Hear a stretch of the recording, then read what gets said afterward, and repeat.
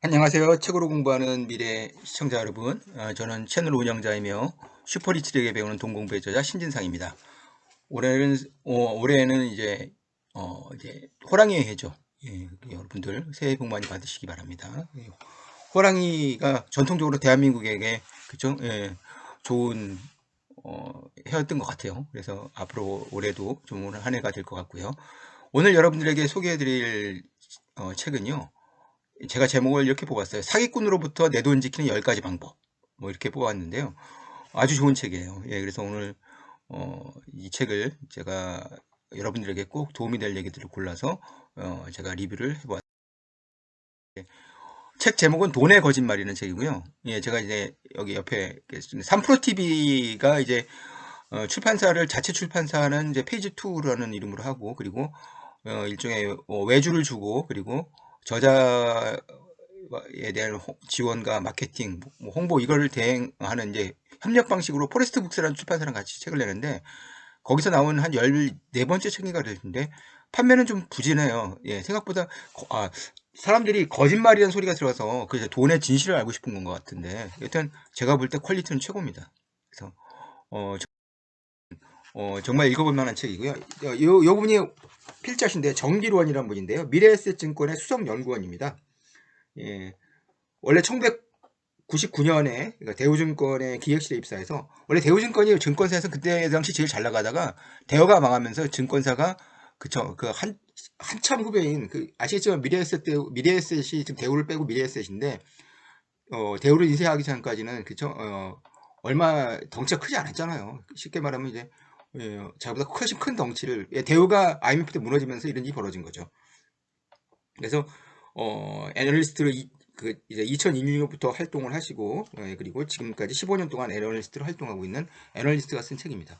근데 이렇게 경력도 좋고 미래에셋이라는 최고의 증권사에다가 최고의 출판사와 최고의 어떤 홍보 대행사라고 할까 뭐 만났는데, 책의 퀄리티에 비해서 좀 판매는 좀 저조하더라고요. 그래서 차라리 제가 이제 책 제목을 사기꾼에게 내 돈 지키는 방법 뭐 이렇게 해서 좀 직설적으로 살았으면 어땠을까라는 생각도 드는데, 사람들이 생각하기에 돈은 거짓말하는 게 아니라 돈은 진실을 얘기하고, 돈의 진실을 알고 싶지 거짓말은 알고 있다 뭐 이럴 수도 있겠고요. 생각하면 좀 그래서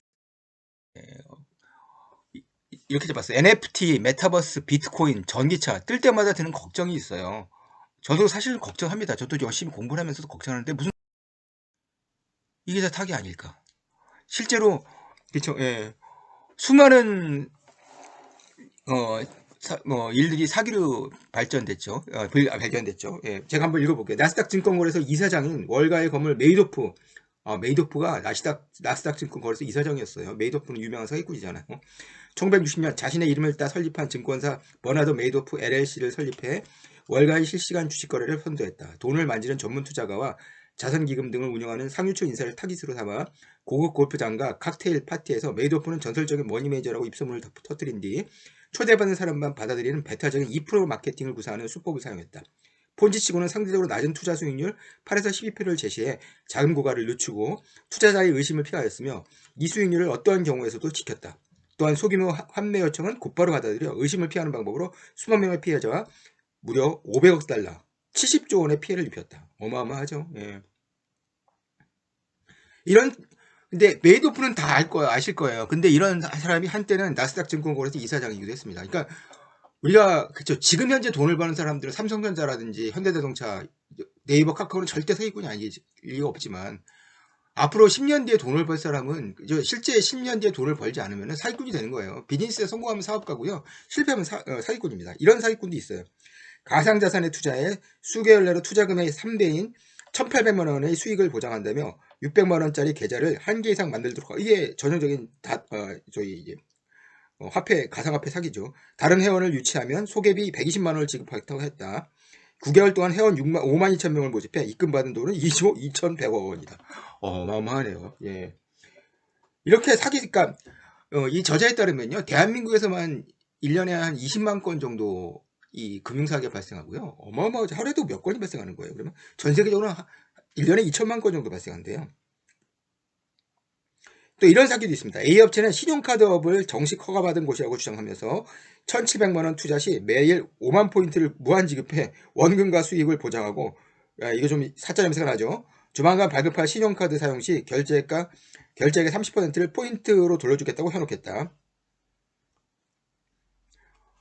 예, 그냥 무궁무진한 사례들이 있어요. C업체는 이더리움 코인을 채굴하는 공정을 운영한다고 하면서 이더리움 950만 원을 투자하면 총 180만 원의 수익이 발생해 투자 후 6개월이 지나면 원금이 회수되고 이후 동일한 방식으로 계속 수익이 발생한다고 선전했다. 사람들이 이런 거에 솟네요. 그렇죠? 예.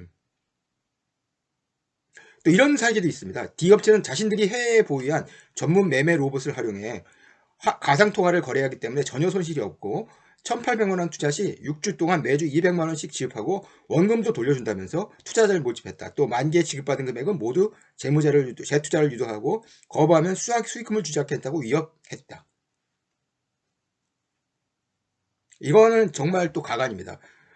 제인은 전직 대통령의 친동생이라는 신분과 배경을 이용해 자금 조달에 어려움을 겪고 있는 건설사 대표회사 K에게 아파트 1,000세대 신축 공사에 필요한 토지 구매비와 건축비에 드는 1억 달러를 유치해 주겠다고 하면서 1조 원대의 해외 차명 계좌를 담보로 지급 보증을 쳐주겠다고 제안했다. 액면가 1억 달러 채권을 보여주면서 막대한 비자금을 보유하고 있는 것처럼 행세해 이를 진실로 믿은 대표이사에게 업무 추진비 명목으로 6억 원 등 2회에 걸쳐 7억 원을 받았다.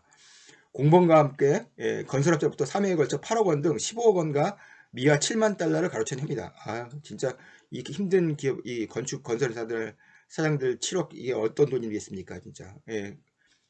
직원들은 또 어떤 상태겠고요. 그 돈에 비자금으로 빠져나갔으니. 네, 일본도 일본은 별로 사기꾼이 없고 중국에 많을 것 같은데 있더라고요. 2005년경 M은 도쿄에 투자해서인 월드 애양펀 도쿄도 다이토구를 운영하면서 새우 양식과는 전혀 관련이 없음에도 불구하고 필리핀의 도쿄돔 450개 분의 정식 양식 연못이 있다. 필리핀에서의 새우 양식 사업에 출자면 1년에 2배가 된다고 속여 피해자 4만 명에게 약 600원의 피해를 입혔다. 진짜 어마어마하죠. 몇백억부터 시작해서 몇 억은 기본이고요. 몇천억, 몇 조까지 있는 게 사기꾼의 세계입니다.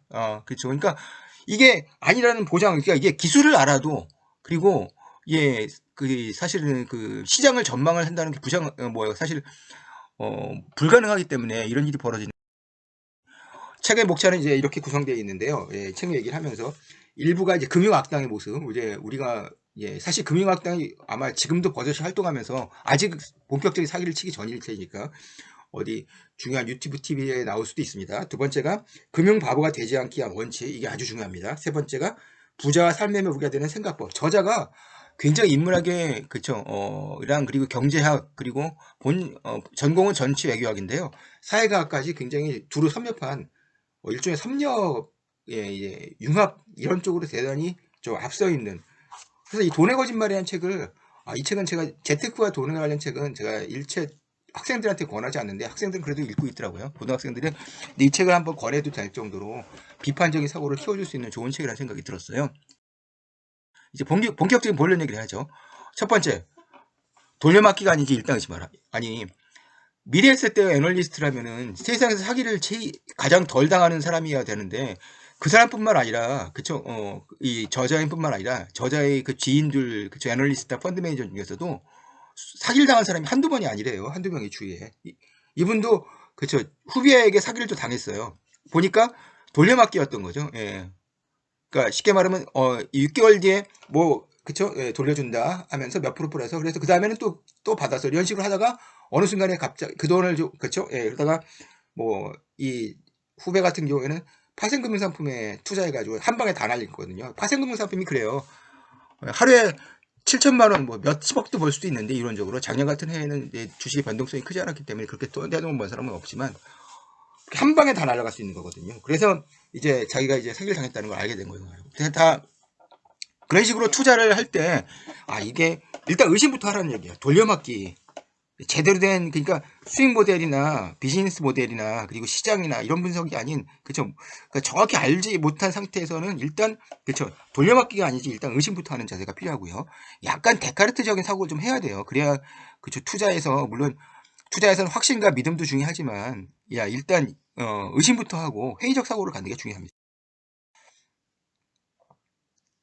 사기꾼들은 권위해주로 호소한다. 아까 대통령의 전직 대통령의 친동생 뭐 이런 식으로. 그리고 아마 저기 3%를 활용한 사기꾼들도 굉장히 많아서 그쵸. 주식 리딩방에 3% 김동완 프로나 이진우 프로 이름을 사칭해서 리딩방을 한다고 하는데 그거 좀 뭡니까? 권위해주로 호소하는 사람들은 그쵸. 예. 그리고 이 사람이 또 사기를 한번 당할 때 이런 걸 알았어요. 이 사람이 어디더라 이제 법제처인가요? 법제처가 이제 세종시에 있는데 그 사기꾼을 너무 사기를 잘 치는데 자기에 대해서 그 범죄처가 이제 과천에 있다고 얘기를 하면서 과천에 자기가 들러갔다. 아 이게 사기구나. 그런 걸 아는 것처럼 권위해주로 호소하니까 그래서 예. 옛날에 김은 검사가 썼던 김은 지금은 이제 국회의원이죠. 그 검사 외전에 보면은 그런 얘기도 나와요. 예. 안기부가 아직도 그저 남산에 있는 줄 지금 내곡동에 살았는데 근데 사람들이 그렇게 솟는 거예요. 왜냐 탐욕이 그쵸 결국 사기꾼들은 그쵸 탐욕이 드글드글한 그쵸 예, 사람을 찾고 탐욕에 얻으면 그쵸 판단력을 흐리고 예, 흐려지게 되는 거거든요. 이야기가 너무 그렇다면 일단 의심하고 보자. 저도 그렇죠. 내러티브에 사람들이 속잖아요. 숫자보다는. 예. 그래서 너무 그럴듯하면 일단 신빙성이 오히려 그쵸. 의심하고, 그러니까 이걸 위해서 이제 사기꾼들이 그런 게 있어요. 어떤 벤처기업을 만들 때, 예, 국문과 출신이나 문창과 출신을 영입하는 그런 경우가 있습니다. 방송국 작가 출신도 영입을 합니다. 그렇게 해서. 그래서 이야기를 잘 만드는 그런 사람들을 의심하고 보자는 게 세 번째 교훈이.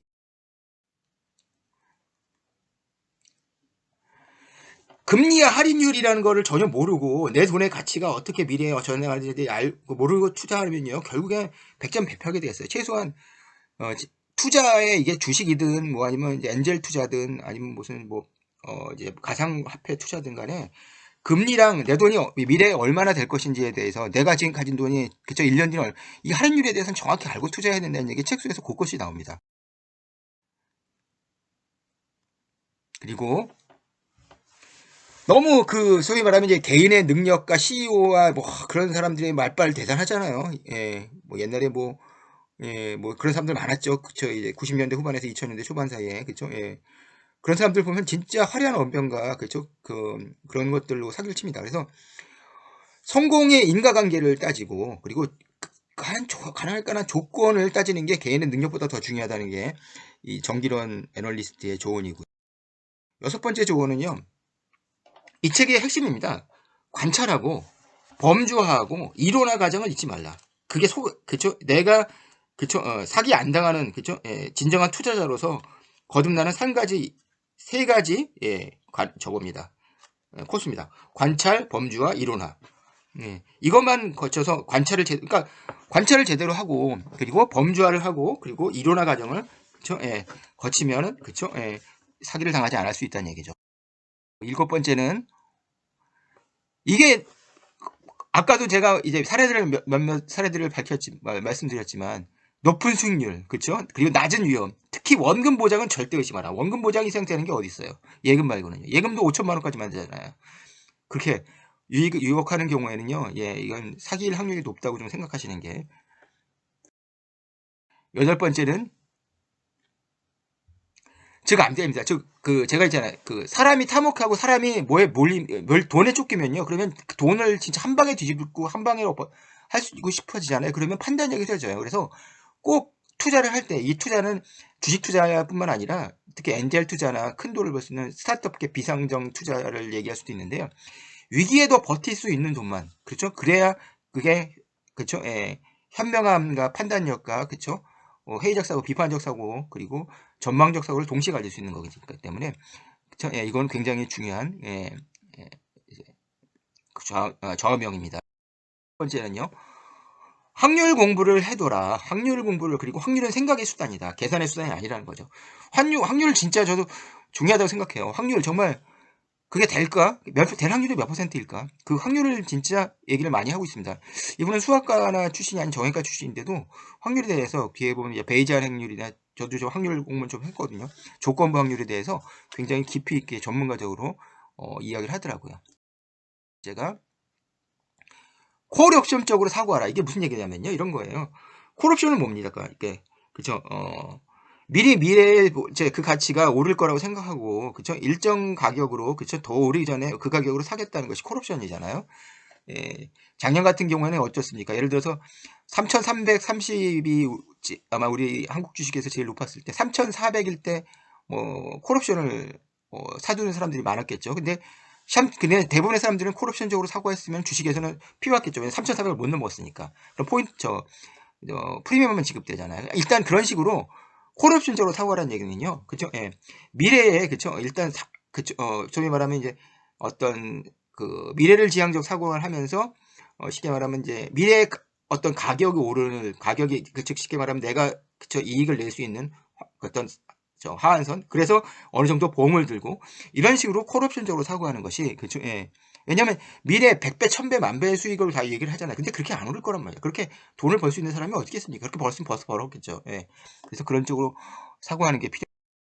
그래서 저자는 이제 물리적 독점과 국가가 보증하는 사업에 투자하면서 그리고 현금 흐름적, 그러니까 내 돈의 가치가 얼마나 변하는, 앞에 할인율 얘기할 때 했던 건데요. 현재 가치는 얼마고, 미래 가치는 얼마고, 이런 것들에 사고를 하는 것이 최고이면서 사기꾼에게 내 돈을 뺏기지 않고, 그리고 좋은 곳에, 그쵸? 투자를 해서 돈을 벌 수 있는 길이라는 주장을 합니다. 그래서 마지막으로 이제 책공미가 이제 책에 대한 평가를 하는데요. 돈을 버는 사람과 버는 사람의 성공 노하우만을 추종했다면 대부분의 사람들이 그렇잖아요. 그래서 다 그렇지 않습니까? 그래서 책 제목도 저도 곧 읽어볼 책인데 개미 5년, 새우 55. 사람들은 개미 5년에 관심이 없는 게 아니고요. 관심 있는 게 아니고요. 새우 55억에만 관심이 있죠. 돈 번 사람들이 어떻게 벌었는지에만 관심을 갖는데 그게 아니라 그쵸? 예. 나 자신이 정말 이랬다면요. 그런 책을 9권 정도 읽으면 이 책을 꼭 한 권 정도는 필독 리스트에 꼭 올려놓기를 여러분들에게 바랍니다. 이 책은 정말 제가 적극적으로 추천하는 바입니다. 이상으로 마치고요. 도움이 되셨다면요. 좋아요와 구독도 부탁드리겠습니다. 감사합니다. 다음에 또 좋은 책으로 찾아뵙겠습니다. 네, 정말 새해 복 많이 받으세요.